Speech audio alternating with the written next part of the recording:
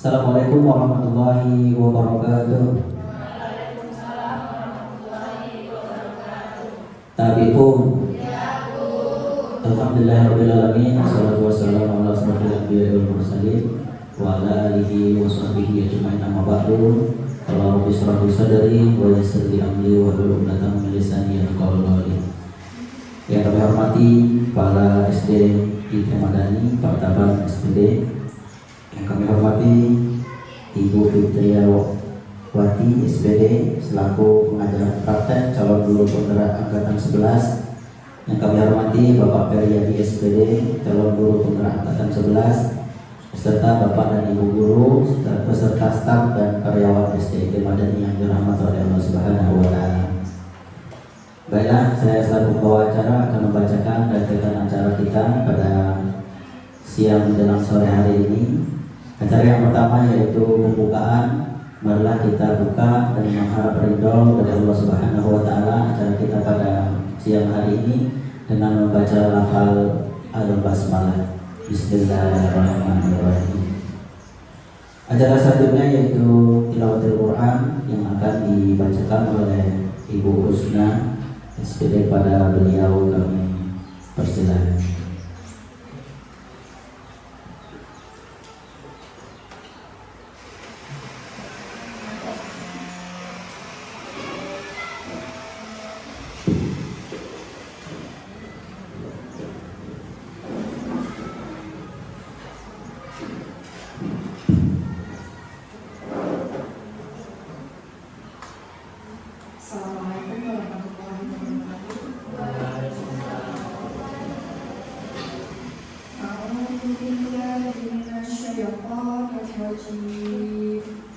Bismillahirrahmanirrahim.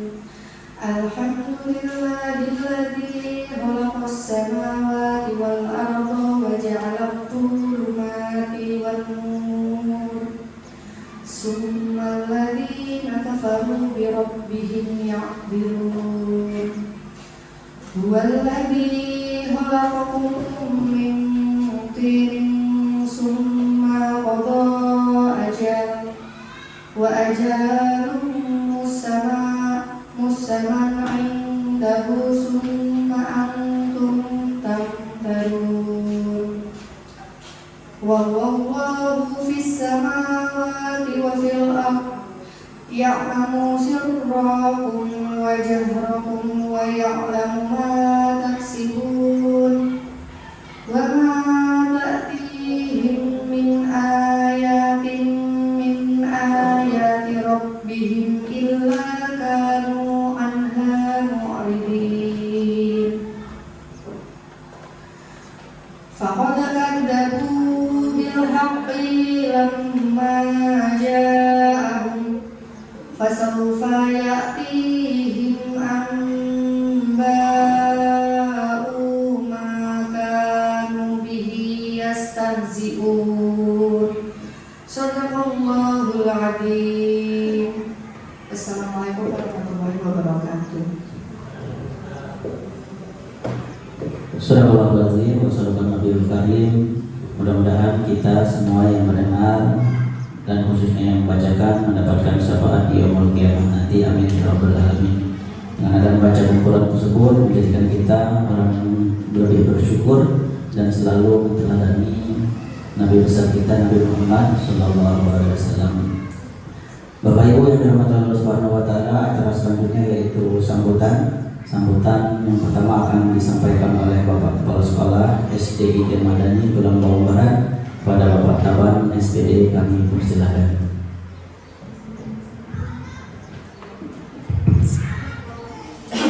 Bismillahirrahmanirrahim. Assalamualaikum warahmatullahi wabarakatuh. Alhamdulillahirabbil alamin wa bihi nasta'inu ala umuri dunya wa din wa ala alihi wa ashabihi wa man tabi'a bi da'watihi wa man jahada bi jihadihi wa man tabi'ahum bi ihsanin ila yaumil jazaa.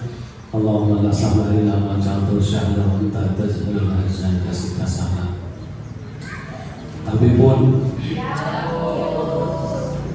puji syukur kepada Allah Subhanahu wa taala atas limpahan karunia rahmat dan hidayahnya, sehingga alhamdulillah pada kesempatan yang sangat berbahagia ini kita dapat berkumpul bersama-sama, dapat bermuajah, dapat bersilaturahim dalam keadaan sehat walafiat, yaitu dalam suatu kegiatan diseminasi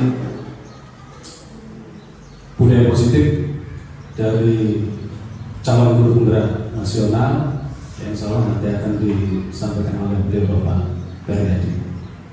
Salawat dan salam semoga terlimpah tercurah kepada Qiblat kita Nabi besar Muhammad Sallallahu Alaihi Wasallam, keluarganya, sahabatnya, dan mudah-mudahan terlimpah kepada kita semuanya selaku umatnya yang mudah-mudahan telah beliau bisa termasuk dalam golongan hamba-hamba yang mendapatkan syafaat Allah amin ya rabbal alamin.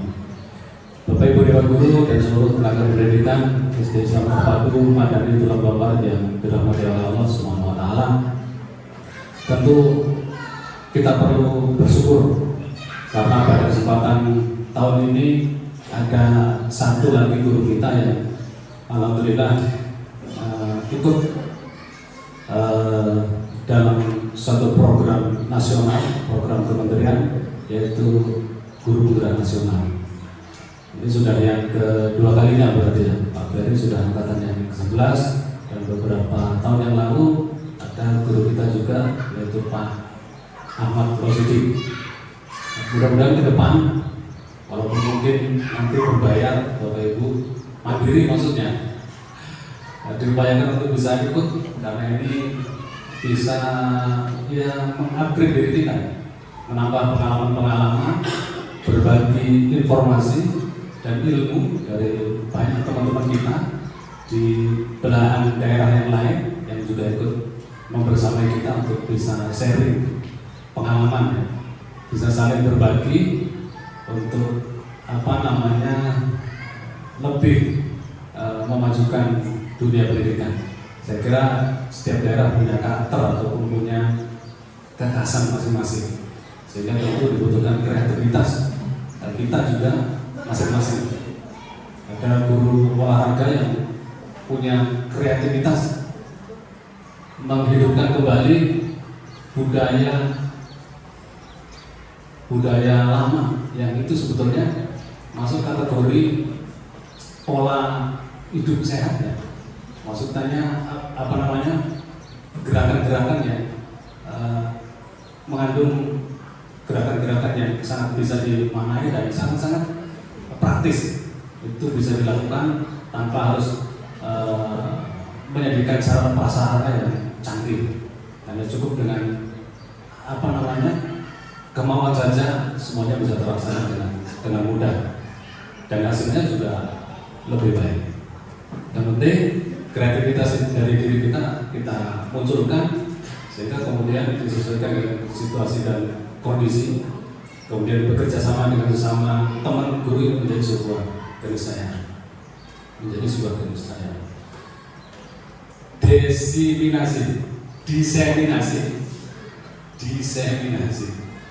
Diseminasi maksudnya apa ya? Pemaparan atau maksudnya menyebarkan ya, spreading itu yang maksudnya menyebarkan ya praktik baik lah ya, praktik baik yang selama ini mungkin sudah didapatkan oleh beliau Bapak Ferry, maka akan disebarkan praktek-praktek baik ini kepada kita semuanya. Jangan praktek baik ini hanya dimiliki oleh Pak Ferry saja. Pak Ferry nggak boleh egois, punya ilmu harus berbagi. Ya, ilmu itu kan akan lebih bermanfaat kalau kemudian kita bagikan menjadi jariah seperti kita sebagai seorang guru. Kalau kita niatkan bahwa ini adalah semata-mata ibadah kepada Allah Subhanahu wa taala, makanya setiap buka pintu ketika kita keluar dari rumah menuju sekolah ini jangan lupa memperbarui niat kita bahwa tidak semata-mata profesionalitas tapi bagian daripada ibadah. Nah, maka apa yang kita lakukan di sekolah, apa yang kita ajarkan kepada anak kita menjadi jariah. Jadi beda endingnya itu hanya gara-gara niatnya saja. Kalau kita niatnya kita barengi dengan niat ibadah, endingnya akan menjadi pahala. Tapi kalau niatnya profesionalitas ansih saja, ya itulah yang kamu dapatkan. Innamal a'malu binniyat. Sesungguhnya sah atau tidaknya sebuah amal tergantung pada niat, dan kita akan mendapatkan apa yang kita niatkan.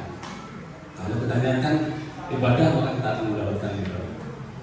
Bapak Ibu yang dirahmati Allah Subhanahu wa taala, ke depan saya juga ingin sampaikan pada Bapak Ibu bahwa budaya refleksi ini yang dulu sudah sering saya wacanakan, tapi saya juga ingat sebenarnya tahun 98 mungkin ada yang baru masih baru lahir, mungkin ada juga ya yang baru lahir, ada 97 nih, 98 sampai 2000 saya di Lampung Tengah di SDT 90 itu refleksi itu dilakukan setiap selesai pembelajaran. Bayangkan Bapak Ibu, setiap selesai pembelajaran kepala sekolah membahas enggak lama-lama, paling setengah jam sampai 45 menit, dan sampai setengah jam. Semua guru kelas hadir di situ, setengah jam sampai 45 menit merefleksikan. Nah, dari refleksi inilah kemudian timbul mungkin ada berbagi praktik baik, tapi juga ada masalah-masalah yang timbul, sharing di situ. Nah, kemudian dengan adanya refleksi ini banyak sekali manfaat yang kemudian bisa diambil, dievaluasi, kemudian ke depan harapannya tentu dicarikan solusi supaya ketika kemudian ada problem, ada masalah-masalah, itu bisa teratasi dengan sebaik-baiknya dan tidak menjadi tumpukan-tumpukan masalah yang kemudian menjadi besar dan agak sulit dipecahkan. Nah, itu setiap hari. Nanti mungkin kita ke depan ini tidak setiap hari ya. Kalau setiap hari saya tahu bahwa itu benar, saya ini juga benar sudah sanggup. Maka nanti rapat kita ada rapat yang sifatnya umum ya, seperti biasa sebulan sekali. Setelah itu nanti ada refleksi. Refleksi ini juga saya ingin supaya lebih bisa berdialog secara mendalam ya. Nanti mungkin akan dibagi, ada kelas besar, ada kelas kecil. Setelah itu refleksi itu menjadi penting, dan nanti ada bagian adminnya. Jangan kita itu banyak melakukan praktek baik, banyak melakukan kebiasaan baik, tetapi dokumentasinya tidak ada. Nanti ketika ada akreditasi, ya tinggal tunjukkan saja. Akreditasi itu tidak mesti harus tulisan komputer, kemudian terdokumentasi di file-file. Justru yang manual itu menunjukkan originalitas, keaslian, foto-fotonya ditempel, itu originalitas yang nanti bisa menjadi poin tersendiri dalam akreditasi. Refleksi, ini kan tren sekarang. Refleksi, kita sudah rencanakan di Dapil di refleksi per 3 bulan sekali, tapi juga faktanya. Nah, makanya kita di SDT ini masih muda-muda, masih muda banget. Sampai tua di sini kayaknya cuma saya sendiri. Ya, kayaknya itu masih muda-muda semuanya, masih energi, masih kuat. Maka gunakan potensi mudanya ini sebaik-baiknya. Sekali lagi niatkan ibadah kepada Allah SWT. Niatkan ibadah kepada Allah SWT. Apapun yang terjadi di sekolah ini, teruslah berbaik hati, berbaik sangka. Karena jangan-jangan kalian selama ini, misalnya kita selama ini, bukan kalian, kita. Kalau kalian saya berarti namanya ibu atau bapak-bapak, tapi kalau kita kan saya juga termasuk dalam. Jangan sampai kemudian kita bersuudzon terhadap seorang, dua orang yang kemudian ternyata kita salah menilai selama ini. Salah menilai. Banyak kasus-kasus seperti ini ya, yang kemudian intinya adalah bagaimana ya alladzina amanu tanibu katsiran minadh dhanni illa ba'dadh dhanni itsm wala tajassasu wala yaghtab ba'dukum ba'dhan ayuhibbu ahadukum ayyakula lahman akhihi. Bayangkan orang yang suudzon seperti makan bangkainya saudaranya sendiri. Saking perumpamaan yang luar biasa ini. Tidak boleh berburuk sangka kepada orang lain. Nah, Bapak Ibu, nanti ada refleksi ini sebagai program unggulan. Kemudian nanti juga kurikulum ini kan kita kalau sesuai dengan tahapannya berarti kelas 1 Umar ya. Kelas 2? Kelas 2 apa? Apa Pak Ustaz? Macam bingung. Kelas 2 Umar juga kan? Kelas 3? Kelas 3 kan masih kan 13 sesuai tahapannya. Kelas 4 Umar, kelas 5 Umar, kelas 6? Ya, kelas 6? Iya, prakteknya di rumah kita pokoknya tahapan, saya bilang nanti sesuai tahapannya. Kelas 6 itu masih kan 13. Nah, walaupun prakteknya sebetulnya kita arahan dari dinas ya mengarah ke Umar semua sebetulnya. Prakteknya sedangkan Umar tidak apa-apa. Kalau memang yang kelas 3 itu bukunya sudah tercukupi, itu nggak apa-apa sudah. Karena nanti di Sumatim itu kita sudah cara-cara Umar ya, per mapel. Nah ini sebetulnya esensinya inti daripada pembelajaran itu walaupun dibilang balik mau Umar, mau K13, mau apa KKSP dan seterusnya, intinya adalah bagaimana pembelajaran ini apa yang dimaui, yang menjadi tujuan daripada Bapak Ibu Guru itu tersampaikan dengan baik, dan intinya adalah sebagaimana tujuan pendidikan nasional membentuk karakter anak-anak didik peserta didik yang Pancasilais, kemudian berketuhanan, memiliki etika yang kokoh, ibadahnya bagus, memiliki mati kurikulum, punya akhlak yang baik dan seterusnya. Bahkan bisa menonton disumuhi, mampu ngatur urusannya, dan terakhir adalah ngapain juga ini dimanfaat untuk orang lain. Nah, saya kira itu saja mungkin sambutan dari saya. Mudah-mudahan Bapak Ibu bisa mengikuti kegiatan diseminasi pada kesempatan siang hari ini dengan sebaik-baiknya, dan harapannya praktik baik yang sudah dilakukan oleh Bapak Ferry akan bisa Bapak Ibu praktekkan, bisa Bapak Ibu tiru, modifikasi, dan disesuaikan dengan situasi dan kondisi di tempat Bapak Ibu masing-masing. Demikian, mohon maaf dari saya itu tidak terlalu. Assalamualaikum warahmatullahi wabarakatuh.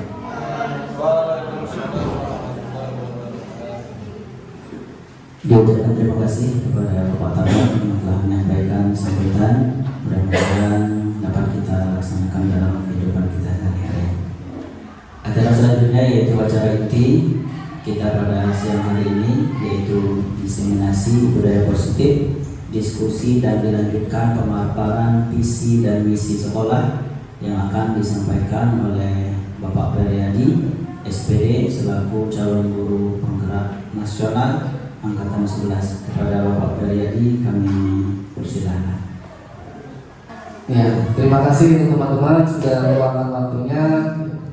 Ya, Assalamualaikum warahmatullahi wabarakatuh. Tabikun. Ini memang agak dadakan dari saya. Terima kasih buat kepala sekolah dan rekan-rekan sudah dapat berkumpul di kegiatan saya, yaitu aksi nyata CGB Angkatan 11. Ya, di sini saya akan bukan memaparkan tapi mengajak teman-teman untuk diskusi tentang diseminasi budaya positif yang kemungkinan kita penting menerapkan di sekolah kita supaya sekolah kita lebih berkembang lagi. Sebelum kita masuk dalam hal ini, ya, biar agak semangat, biar nggak tegang saya juga. Biar teman-teman juga lebih semangat lagi. Perhatikan, ya, kita speaking dulu. Bapak Ibu semuanya berdiri. Oke, ada videonya. Silakan tangannya ya. Oke. Oke. Di video buat Pak. Videoan speaking satu. Iya, kita lihat mas.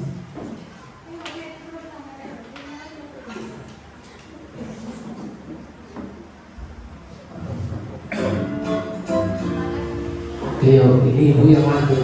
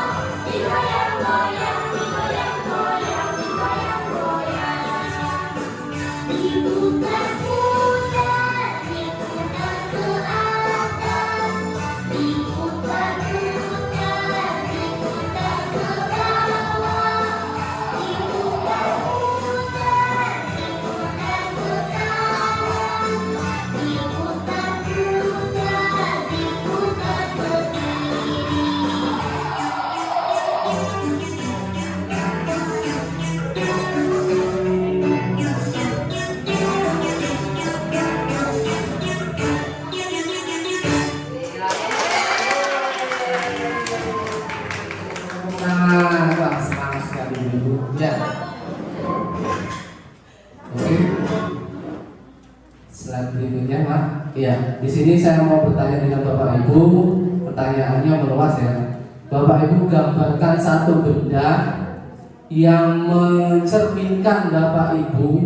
Nanti saya bagikan pena, gambarkan suatu benda mati atau benda hidup yang menurut Bapak Ibu itu mencerminkan diri Bapak Ibu. Jadi seperti itu, mencerminkan apa? Yang mencerminkan diri Bapak Ibu dengan benda tersebut, filosofinya. Ya, saya bagikan kertasnya. Oh. Oke. Boleh dikasih nama. Oke. Nanti dijelasin filosofinya apa sih benda tersebut dengan diri Ibu sendiri gitu. Oke. Silakan.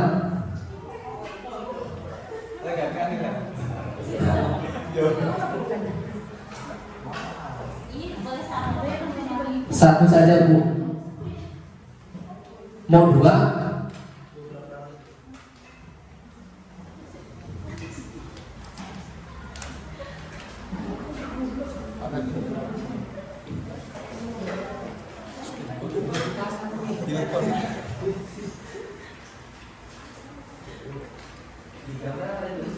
Digambar Pak. Iya, digambar. Setelah itu nanti Bapak Ibu jelaskan di depan. Gambar dari Ibu itu mencerminkan diri Ibu apa? Pada diri Ibu. Iya, digambar. Digambar boleh ditulis, dijelaskan nanti di depan. 3 orang kita ya. Ya. Sudah? Gak boleh ceritakan masa bareng-bareng. Yuk. Jangan dikumpul, nanti kita ke depan. Makna dari gambar itu dengan diri kita apa? Ayo, perlu dipikirkan.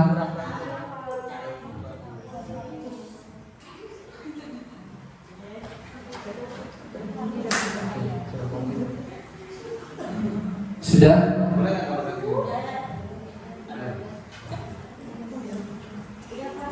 Sudah Bu Yayu? Ya, silakan Bu Yayu boleh maju ke depan memaparkan hasil gambarnya itu yang mencerminkan pada diri Bapak Ibu. Bu Yayu dulu. Silakan. Nah.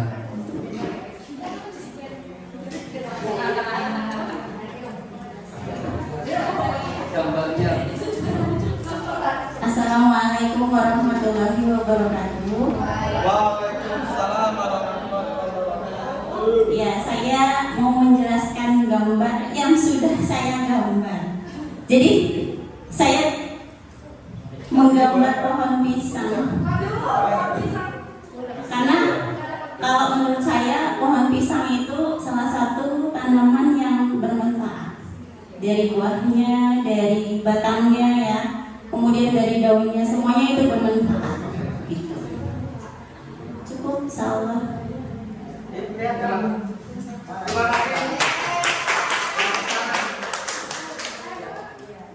Berikutnya Bu Stan mau memaparkan hasil gambaran dari Bu Stan.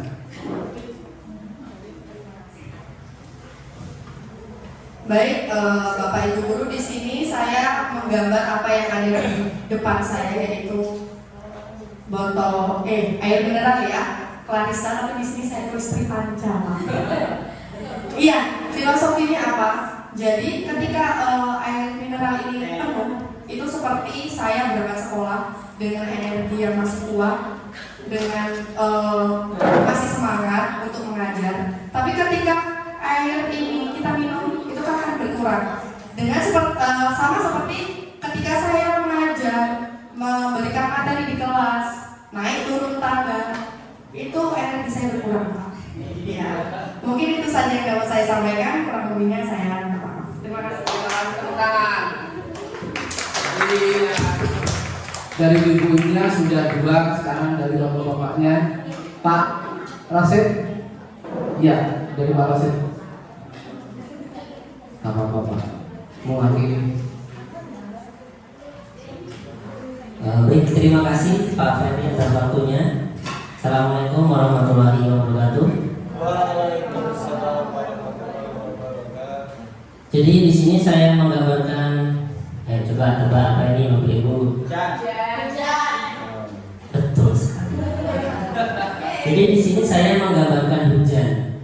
Ini di sini filosofis terhadap hujan. Mengapa saya menggambarkan hujan? Hujan itu adalah makhluk Allah yang sangat bermanfaat, bukan hanya untuk manusia. Hewan, tumbuhan sangat membutuhkan hujan. Ya. Hujan pun bisa memberikan kita banyak manfaat dan kita bisa mempelajarinya. Yang pertama, ketika hujan itu terlalu banyak, ya, itu akan menyebabkan sebuah bencana. Dan ketika hujan itu terlalu sedikit, itu juga akan menimbulkan bencana. Nah, jadi sama hanya ketika kita sebagai manusia belajar dari hujan ini adalah ketika kita berlebihan dengan segala hal, bahkan ketika kita makan berlebihan pun itu akan menyebabkan sebuah masalah. Begitupun ketika kita kekurangan makanan, itu pun juga menyebabkan masalah. Jadi hujan itu memberikan pelajaran bagi kita untuk tidak berlebihan dan tidak berkekurangan. Dan dimanapun hujan itu pasti akan bermanfaat bagi semua makhluk ciptaan Allah, termasuk manusia. Itu saja, terima kasih. Wassalamualaikum warahmatullahi wabarakatuh.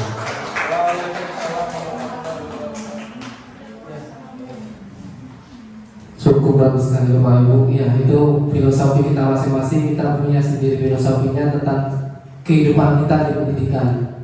Ya, jadi gambarkan diri kita sesuai dengan kebutuhan kita yang bisa kita terapkan untuk orang lain dan dibutuhkan untuk orang lain, bermanfaat. Itu saja ya. Ya, untuk slide berikutnya. Ya, di sini saya yang pertama tidak menggurui Bapak Ibu, mungkin ibu-ibu lebih paham dari saya, mungkin ibu lebih tahu dari saya. Dari sini saya hanya mengajak diskusi dengan Bapak Ibu tentang budaya positif, tentang budaya positif di sekolahan.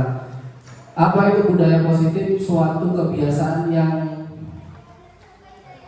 bernilai positif yang di dalamnya mengandung sejumlah kegiatan yang mampu menumbuhkan karakter murid. Dalam hal ini budaya positif kita terapkan di sekolahan, kemungkinan nanti ada gambaran-gambaran yang bisa kita terapkan di budaya positif ini. Slide berikutnya, Pak. Ya, dalam konsep ini budaya positif ini ada beberapa modul yang kita perlu ketahui, kita pahami. Yang pertama adalah perubahan paradigma belajar, disiplin positif, nilai kebajikan universal, kebutuhan manusia, dan motivasi perilaku manusia, posisi kontrol guru, dan keyakinan kelas, segitiga restitusi. Oke, apa sih paradigma baru itu?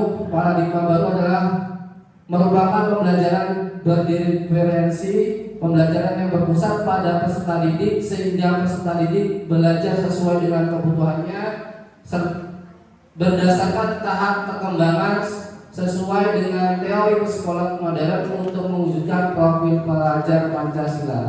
Jadi dalam kurikulum Merdeka itu kan kita mencerminkan pada profil pelajar Pancasila yang kurikulum Merdeka. Jadi di situ ada profil pelajar Pancasila, yaitu beriman bertakwa kepada Tuhan Yang Maha Esa, berkebinekaan global, gotong royong, kreatif, bernalar kritis, mandiri. Ya, beberapa miskonsepsi tentang teori kontrol. Dalam ini ilustrasi guru yang pertama, ilustrasi guru mengontrol murid. Di sini pada dasarnya kita tidak dapat memaksimalkan murid untuk berbuat sesuatu. Yang kedua, ilusi bahwa semua penguatan positif, efektif dan bermanfaat, penguatan positif atau bujukan adalah bentuk-bentuk kontrol. Yang ketiga, ilusi bahwa kritik dan membuat orang merasa bersalah dapat menguatkan karakter. Menggunakan kritik dan rasa bersalah untuk mengontrol murid menunjukkan pada identitas gagal. Yang keempat, ilusi bahwa orang dewasa memiliki hak untuk memaksa. Banyak orang dewasa yang percaya bahwa mereka memiliki tanggung jawab untuk membuat murid-murid berbuat hal-hal tertentu.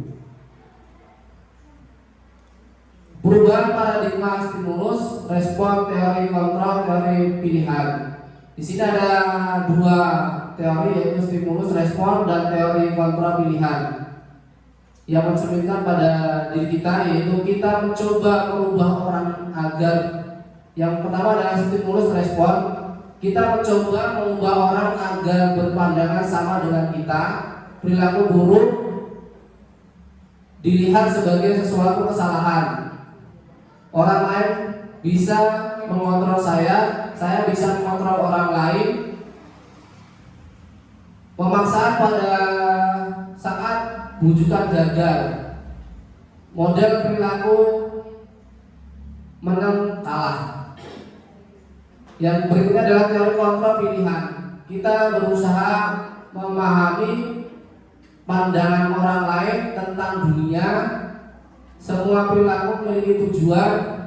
Hanya ada yang bisa mengontrol diri Anda tidak bisa mengontrol orang lain. Kolaborasi dan konsumsi pencipta pilihan baru. Model berpikir menang-menang. Selanjutnya yaitu disiplin positif. Apa sih disiplin positif itu? Disiplin positif merupakan salah satu cara penerapan disiplin yang bertujuan untuk menumbuhkan kesadaran serta memberdayakan peserta didik tanpa imbalan, penghargaan, reward atau ancaman atau hukuman. Ini sering kita lakukan ya Bu ya. Jadi ada ancaman atau hukuman. Ini biasanya respon dadakan dalam arti. Sebagai pendidik, tujuan kita adalah menciptakan peserta didik yang memiliki disiplin diri sehingga mereka berperilaku mengacu pada nilai-nilai kebajikan dalam perubahan perilaku ke arah yang dibaiki.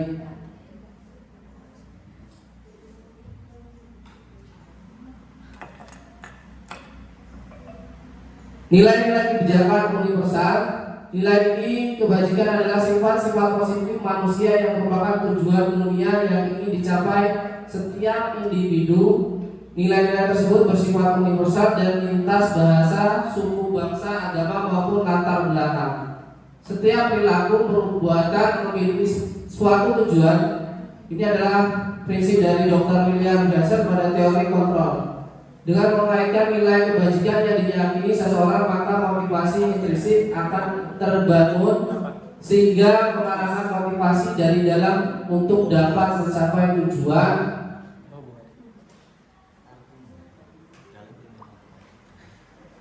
Dengan mengingatkan mencapai tujuan dunia yang diinginkan.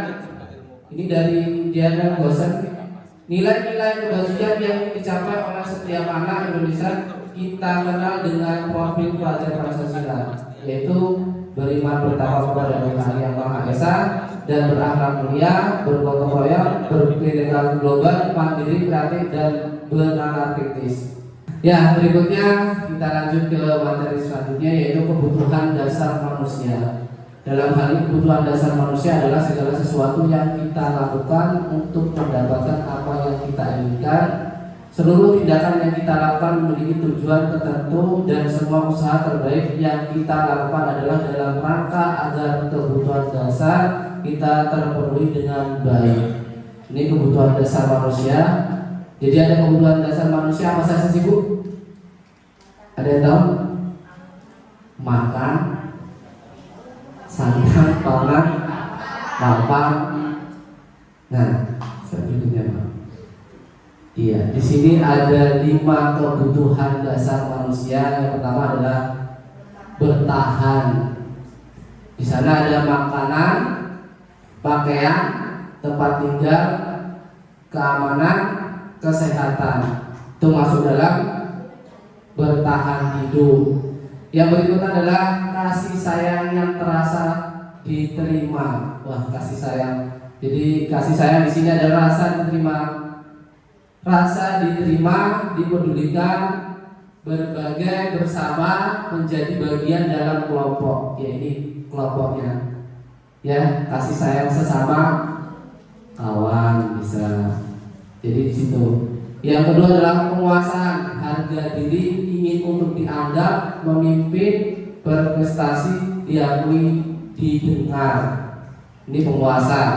Yang berikutnya adalah kebebasan. Kebebasan mandiri, memiliki pilihan, mencoba hal baru, mampu mengendalikan arah dirinya. Yang terakhir adalah kesenangan, bermain, humor, antusias, bertakwa. Antusias mentertawakan ya, mentertawa. Ya, berikutnya ya, antusias tertawa ya. Berikutnya Pak. Ya, motivasi perilaku manusia. Di sini ada 2, motivasi ekstrinsik dan yaitu untuk menghindari ketidaknyamanan atau hukuman. Berikutnya adalah mendapatkan imbalan penghargaan dari orang lain. Motivasi intrinsik untuk menjadi orang yang mereka inginkan dan menghargai diri sendiri dengan nilai-nilai yang mereka percaya.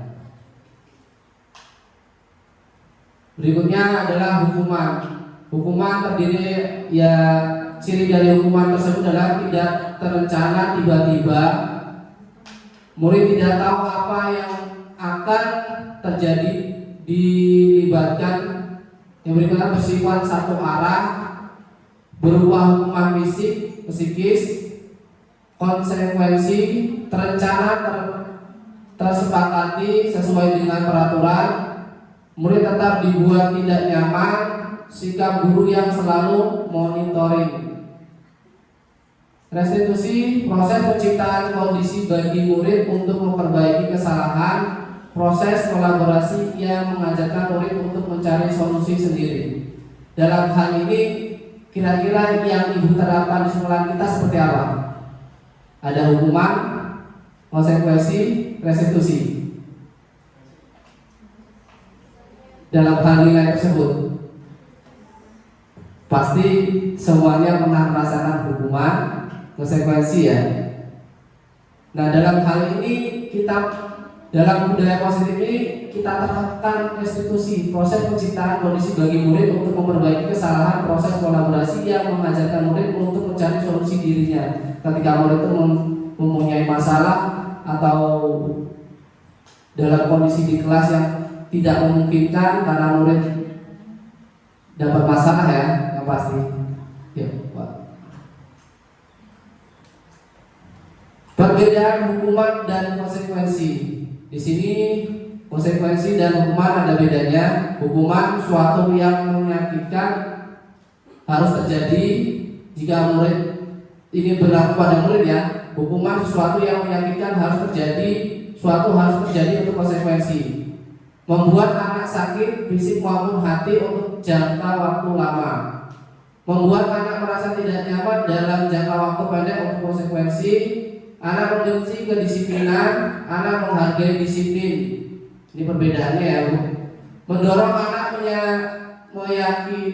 menyakiti diri sendiri, mendorong anak agar mudah menyesuaikan diri. Konsep diri yang buruk, konsep diri yang baik. Anak belajar untuk menyembunyikan kesalahan, anak belajar untuk mematuhi peraturan. Marah, merasa bersalah, dipermalukan, merasa tidak dihargai, kehilangan hak, buat tidak nyaman, diasingkan untuk sementara. Ini perbedaan antara hukuman dan konsekuensi. Ya, lanjut. Di sini ada tugas perbedaan hukum dan konsekuensi. Menurut Bapak Ibu, tindakan berikut ini hukuman atau konsekuensi. Mencatat 100 kali di dalam buku kalimat saya tidak akan terlambat lagi karena terlambat ke sekolah. Ya, hukuman ya. Berikutnya, lari mengelilingi lapangan basket 2 kali karena terlambat hadir di sekolah. Hukuman. Murid diminta untuk push up 15 kali karena tidak menggunakan masker ke sekolah. Masuk hukuman. Menggantikan kertas tugas teman yang telah dicoret-coret. Konsekuensi, ya. Membersihkan tempat air di meja tulis karena tersenggol pada saat belajar. Konsekuensi, ya. Murid disuruh untuk menggunakan sepatu seharian di sekolah karena tidak menggunakan sepatu hitam. Masuk hukuman. Ya, kita coba lihat. Benar atau tidak? Hah? Tidak keluar. Wow, iya benar. Tangan buat ibu. Ternyata bukan semua yang ibu jawab tadi. Jadi tindakan guru mencatat 100 kali dalam buku kalimat itu termasuk dalam hukuman. Lari mengelilingi lapangan termasuk hukuman. Murid diminta untuk push up termasuk hukuman. Tapi kadang-kadang murid ini tanpa diminta, Pak saya push up aja Pak, menyadarkan diri untuk push up atau lari. Padahal gurunya belum nyuruh ya Bu ya. Ya, menggantikan kertas tugas. Ini biasanya terjadi kalau buku anak-anak sering basah, tumpahan air itu jadi ya Bu biasanya. Itu kita bisa terapkan konsekuensinya. Ya, berikutnya video posisi kontrol. Kita lihat untuk videonya Bu, ini adalah penerapan 5 posisi kontrol dalam kehidupan pendidikan.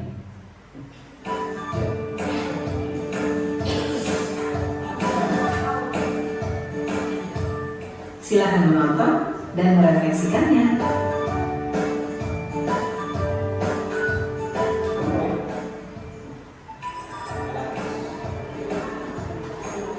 Pagi anak-anak, silakan PR yang kemarin ibu berikan diletakkan di meja. Anto, kamu sudah mengerjakan belum? Belum mengerjakan sayang. Kamu selalu ya mengerjain PR. Sekarang kamu duduk di depan, lalu tulis. Saya berjanji tidak akan mengulangi lagi. Saya berjanji akan berusaha menjadi murid yang rajin belajar sampai pelajaran saya selesai.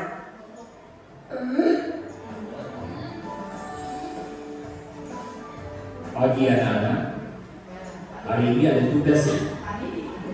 Ada yang belum mengerjakan? Anton, kamu sudah mengerjakan? Belum Pak. Kamu nggak ngerjain tugas. Kamu mau jadi apa nanti? Kamu lihat sekolah. Coba bayangkan orang tuamu betapa kecewanya sama kamu. Itu sudah kelas 5. Harusnya bertanggung jawab sama dirimu sendiri. Maaf Bu, saya terlambat. Ya udah, nanti jangan diulangi lagi ya. Kalau rajin, ibu senang lihatnya. Ya. Jadi, satu ya maksudnya. Tas dulu dong. Tidak teman. Wah, jadi kalau aku kurang berani, apa ya?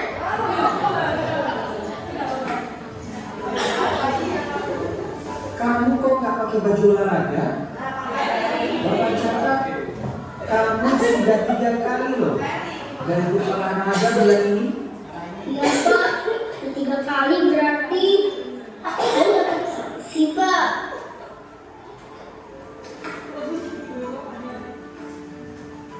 Ini Bu, saya belum kumpulin tugas. Maaf ya Bu, saya terlambat kumpulin tugas.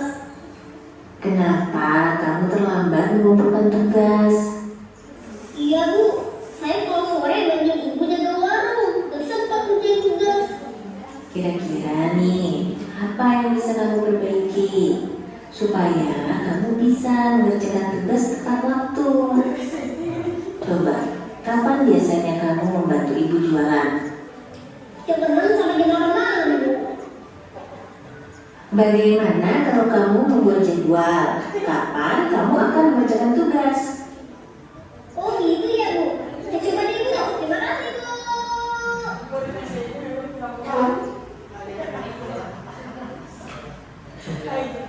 Dari video tadi kita bisa menggambarkan kebutuhan-kebutuhan kita sebagai guru yang dalam hal 5 posisi kontrol yang kita terapkan di dalam sekolahan seperti apa sih Bu?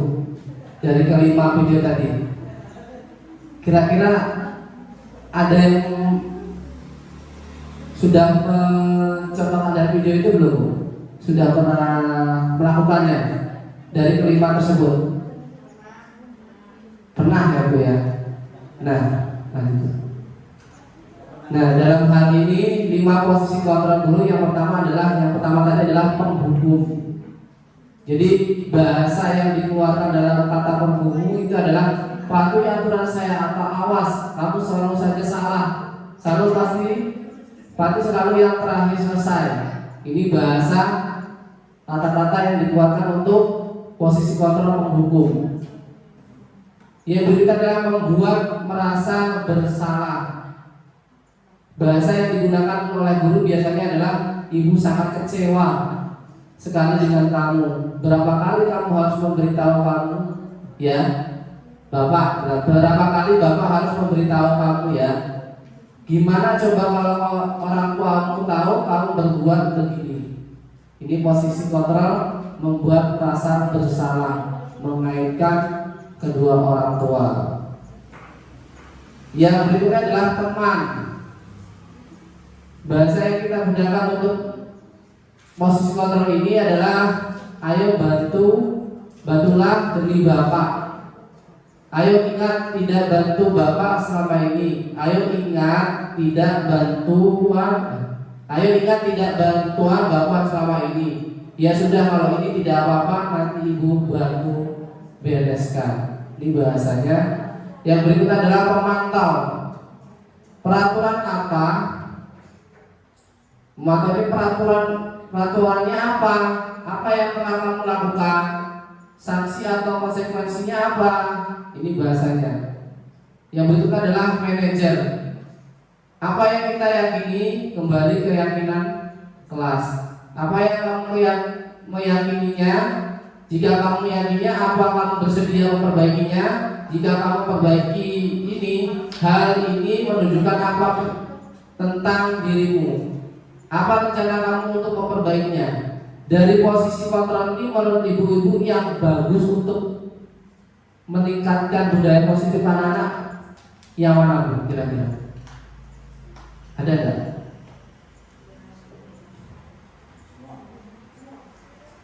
Pasti ada yang bagus, lebih bagus dari penerapan posisi kontrol tersebut. Ya, dalam hal ini posisi kontrol yang patut kita terapkan ke anak-anak adalah manajer Bu. Karena di situ membelajarkan untuk anak berpola pikir, mengakui kesalahan dan mengevaluasi kesalahannya.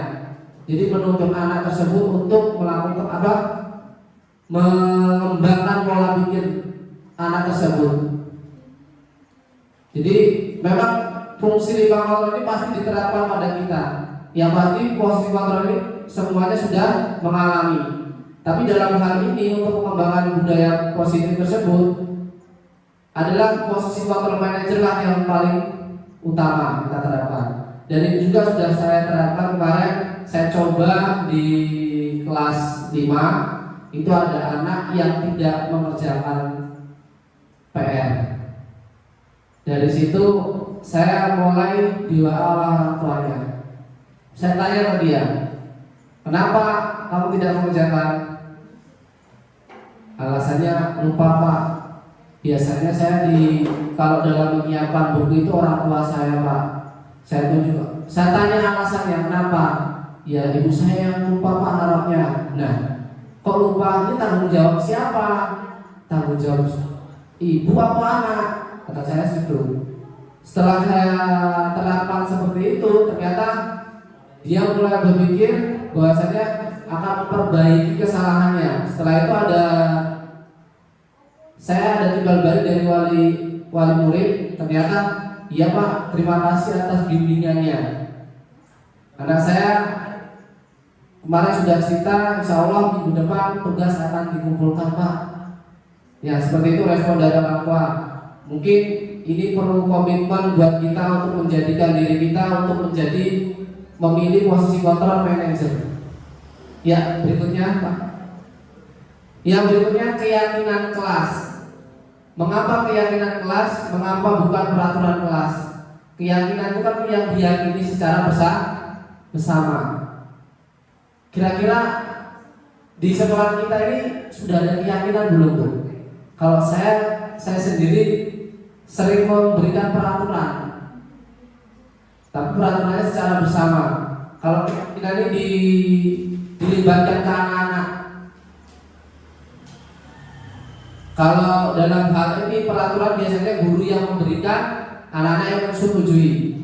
Kalau keyakinan ini secara gambarannya kita mendiskusikan bersama anak-anak apa hal yang baik kita lakukan di dalam kelas supaya kelas kita kondusif dan tertib. Nah, pembentukan keyakinan kelas ini bersifat menyeluruh atau abstrak. Jadi seluruh warga sekolah, warga kelas tersebut.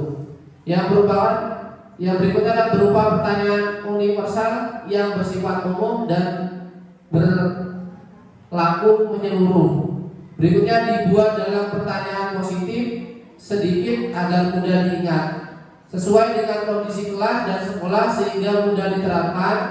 Semua warga sekolah, warga kelas dilibatkan saat membuat keyakinan kelas.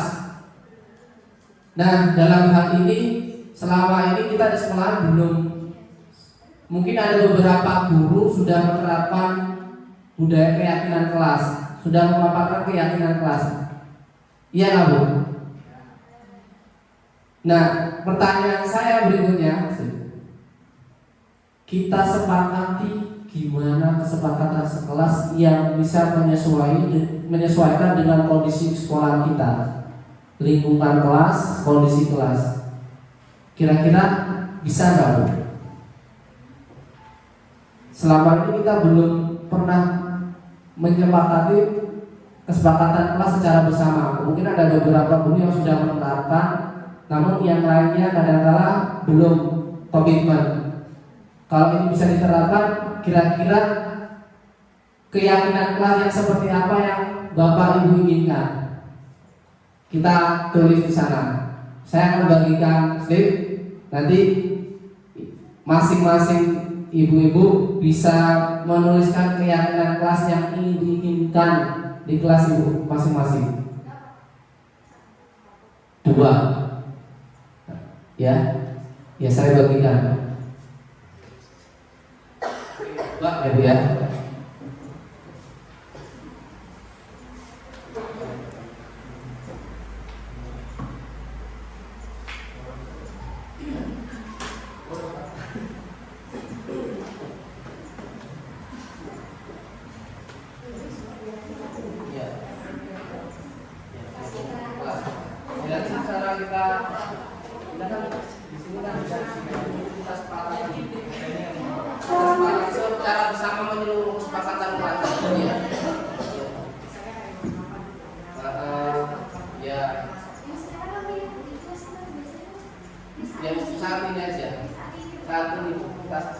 Kita sepakati bersama.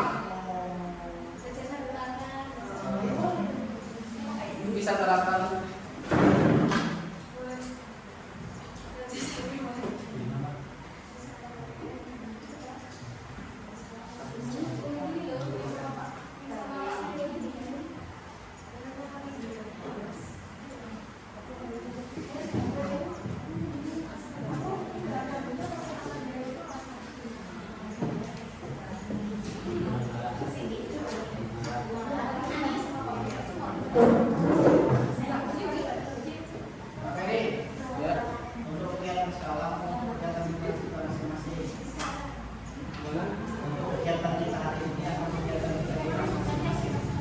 kegiatan kita hari ini dan seterusnya.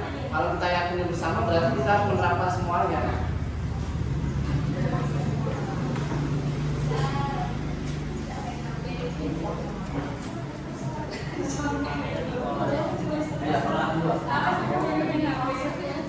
Keyakinan sekolah Bapak Ibu. Keyakinan sekolah. Ya kita terapkan juga di kelas.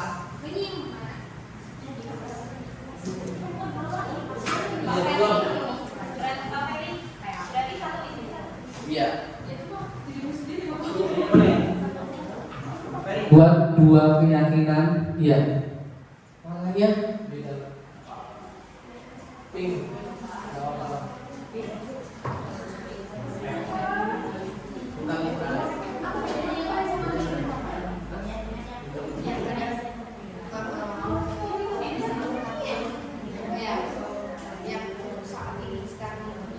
Oke, kita buat keyakinan kelas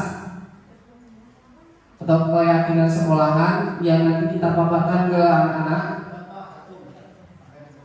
Ya, contohnya mendengarkan nasihat atau perintah guru itu kan masuk ya. Disiplin atau tertib itu masuk. Membuang sampah pada tempatnya itu masuk. Kemungkinan ibu, bapak ibu pasti lebih paham dari saya, yang bisa menggambarkan lingkungan kelas masing-masing ibu. Dua bu, itu dua.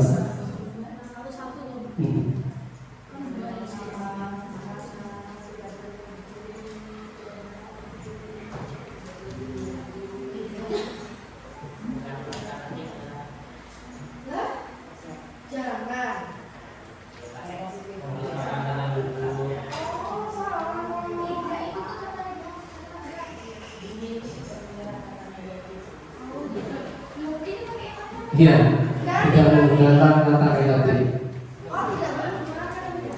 Iya.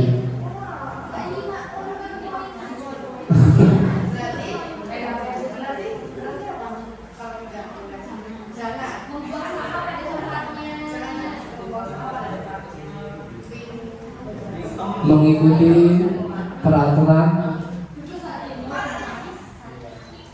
Bisa minum.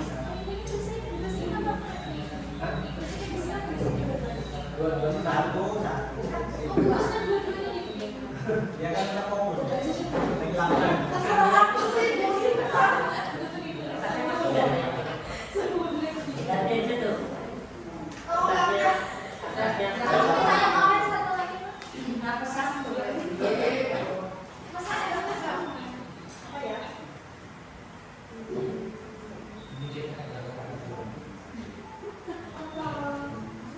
Ya nggak boleh dengan kata jangan atau tidak, ya kan? Salah dong. Benar kan? Lalu juga nih.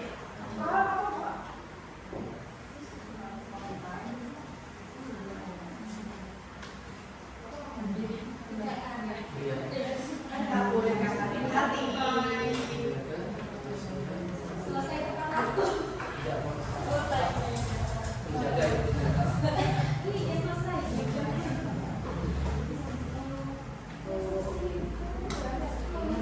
Sudah bu? Ya, keyakinan kita tempel di sini adalah keyakinan bersama. Nanti kita bisa terapkan di kelas kita masing-masing. Silakan bu, mohon ditempel. Pak, kameranya ada. Ya, silakan ditempel bu, sebelah sini bu, nggak apa-apa. Oke.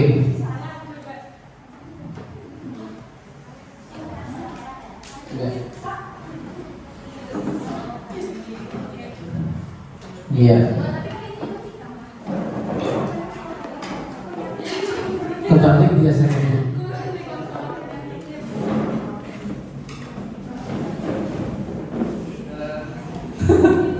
Iya. Gak apa-apa taruh di bawah, dibalik aja gak apa-apa. Nah.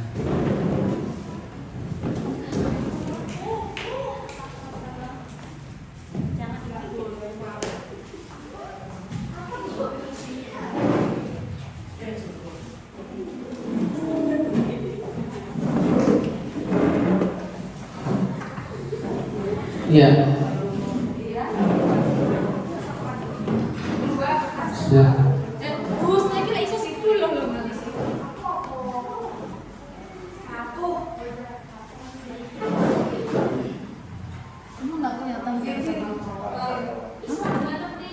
Aku nge-zoom aja. Nge-zoom aja.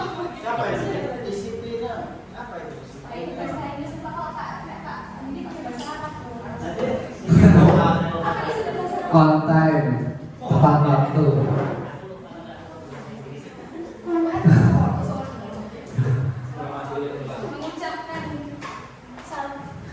Iya. Salam sapa. Ya. Terima kasih Bapak Ibu sudah membuat keyakinan, dan keyakinan ini nantinya bisa kita terapkan di kelas kita masing-masing. Jadi dari sini ada yang menjawab, menjaga kebersihan kelas dan lingkungan sekolah, disiplin, peduli, luar biasa, saling sapa terhadap teman dan guru di kelas maupun di luar kelas.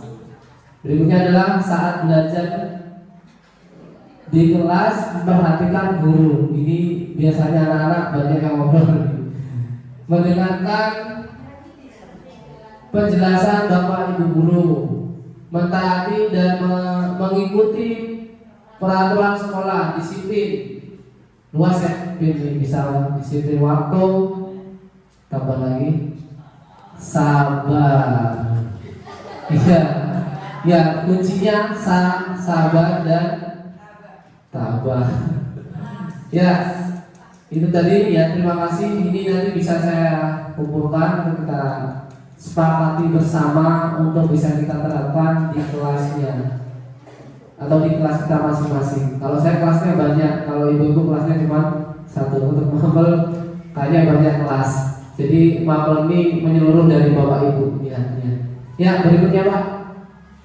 Nah, berikutnya adalah segitiga restitusi, suatu proses dialog yang dijalankan oleh guru agar dapat menghasilkan murid yang mandiri dan bertanggung jawab. Dalam hal ini segitiga restitusi ini ada 3 yang harus kita terapkan, yaitu 3 pertama adalah siku pertama, menstabilkan identitas. Setiap orang pasti pernah melakukan kesalahan. Kamu bukan satu-satunya yang pernah melakukan. Hal ini bisa kita terapkan. Yang pertama, menstabilkan identitas dengan bertanya kepada anak bahwasanya anak itu tidak hanya dia yang melakukan kesalahan.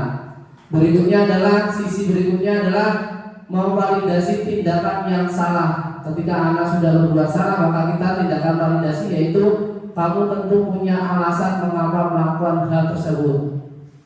Ada cara yang lebih efektif untuk mendapatkan apa yang kamu butuhkan. Jadi ini pertanyaan yang akan ditanyakan kepada peserta didik kita atau murid kita. Yang berikutnya, sisi berikutnya menanyakan keyakinan. Nah, untuk itu kita buat keyakinan tersebut supaya anak-anak tahu keyakinan tersebut. Keyakinan apa? Keyakinan kelas tersebut sudah dipaparkan kepada anak-anak dan menanyakan kesalahan tersebut melalui keyakinan kelas tersebut, yaitu keyakinan kelas apa yang telah kita sepakati. Setelah kita menyepakati kesepakatan kelas, maka anak-anak tahu apa yang dia lakukan. Kamu ingin menjadi orang seperti apa? Tanyakan kepada muridnya. Kamu ingin menjadi seperti apa setelah memahami keyakinan kelas tersebut? Yang berikutnya, apa itu restitusi? Restitusi adalah proses penciptaan kondisi bagi murid untuk memperbaiki kesalahan mereka sehingga mereka bisa kembali pada kelompok mereka dengan karakter yang lebih kuat. Restitusi juga merupakan proses kolaborasi yang mengajarkan murid untuk mencari solusi untuk masalah mereka dan membantu murid berpikir tentang orang seperti apa yang mereka inginkan, tujuan mulia, dan bagaimana mereka harus memperlakukan orang lain. Nah, tujuan dari restitusi ini adalah meyakinkan pada anak agar anak mencari solusi dari permasalahan anak tersebut. Jadi mengembangkan pola pikir anak tersebut supaya dalam kesalahan itu dia berperilaku untuk menerapkan pola pikir ke depannya. Menstabilkan identitas. Tadi ada sisi yang pertama, penjelasan dari menstabilkan identitas untuk membuat murid yang merasa gagal karena berbuat salah menjadi positif terhadap dirinya. Kata-kata guru yang harus dilakukan adalah berbuat salah itu wajar. Tadi sudah ada yang kata-katanya. Tidak ada manusia yang sempurna. Bapak Ibu juga pernah melakukan. Bapak Ibu tidak mau mencari siapa yang salah, tapi Bapak ingin mencari solusi dari permasalahan ini. Berikutnya, kamu berhak merasa begitu dari tindakan tersebut. Berikutnya, Pak.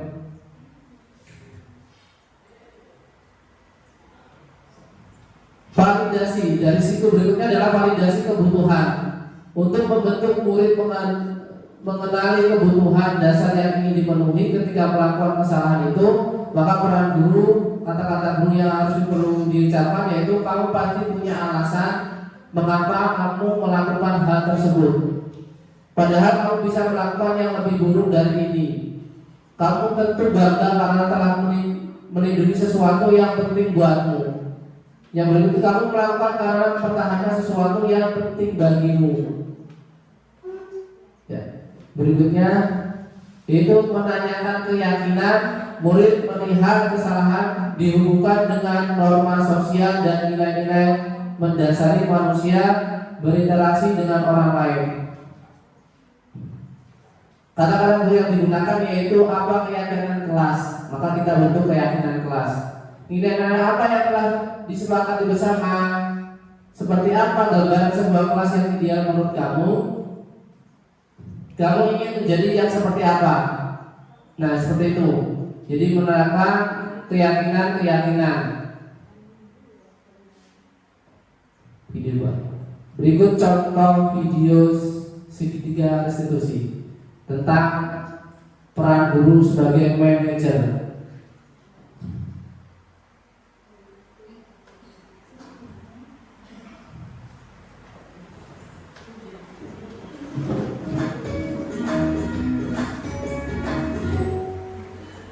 Salam dan bahagia Ibu dan Bapak Guru hebat. Pada video kali ini kita akan membahas tentang salah satu program disiplin positif yang diterapkan di lingkungan sekolah yang dikenal dengan nama restitusi.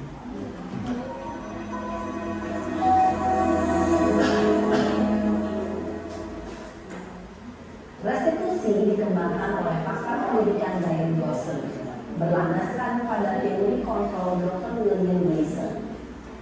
Segitiga restitusi adalah suatu proses dialog yang dijalankan oleh guru atau orang tua agar dapat menghasilkan murid yang mandiri dan bertanggung jawab.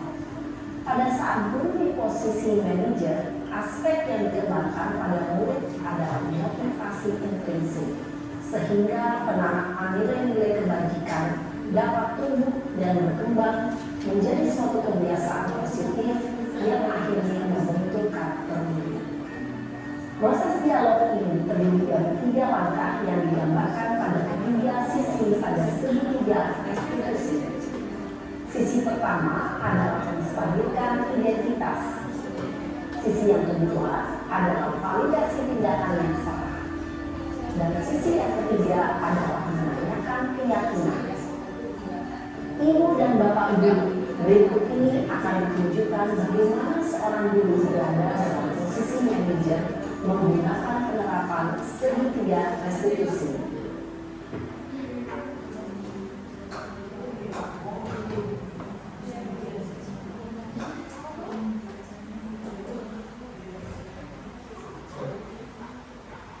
Siang sana.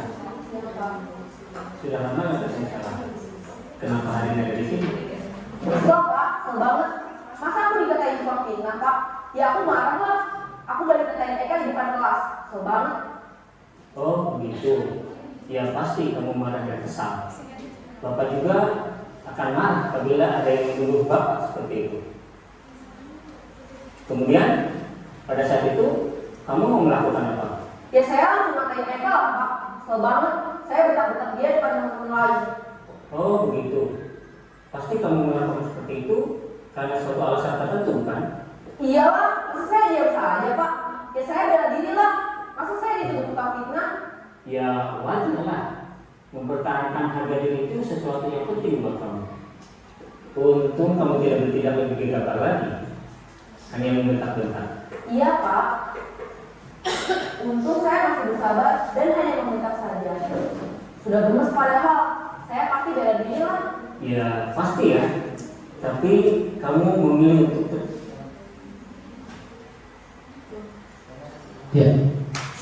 Ya, itu tadi Bu, itu adalah pemaparan posisi kontrol manajer bagi kita, yaitu memberikan solusi kepada anak, bukan memberi hukuman. Jadi pada dasarnya dalam hal ini budaya positif yang saya terapkan ke Bapak Ibu dari hasil ini, bahwasanya sesuatunya tidak harus menghukum, melainkan kita pilih posisi 5 posisi kontrol tersebut dengan posisi kontrol manajer. Jadi tidak sesuatunya masalah diselesaikan dengan hukuman kepada murid, melainkan memberikan pengertian dulu kepada anak, mencari solusi dan menindaklanjuti apa saja yang memang yang terjadi tersebut. Ya, dalam hal ini adalah disiplin positif. Bagian yang harus kita lagi ketahui adalah kontrol teori Dr. William Glasser, yaitu Anda tidak bisa mengontrol orang lain, hanya ada yang bisa mengontrol diri Anda.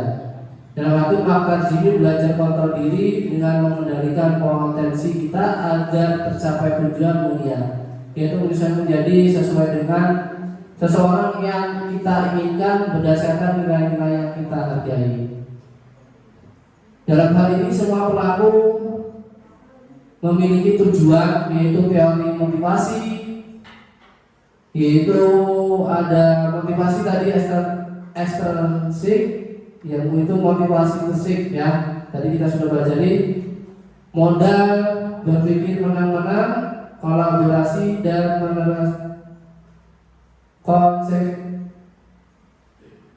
konsekuensi menciptakan pilihan-pilihan baru. 5 posisi kontrol tersebut sudah kita tadi saksikan, dan hal yang paling bagus yaitu posisi kontrol manajer yang perlu kita terapkan dalam kehidupan kita dalam pendidikan. Nah, ya cukup. Terima kasih untuk budaya positif ini.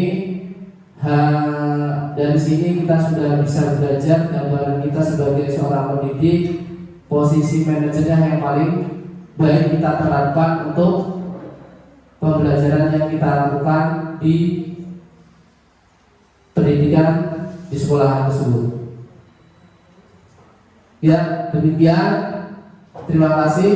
Setelah ini terima kasih. Untuk itu saya akhiri. Assalamualaikum warahmatullahi wabarakatuh.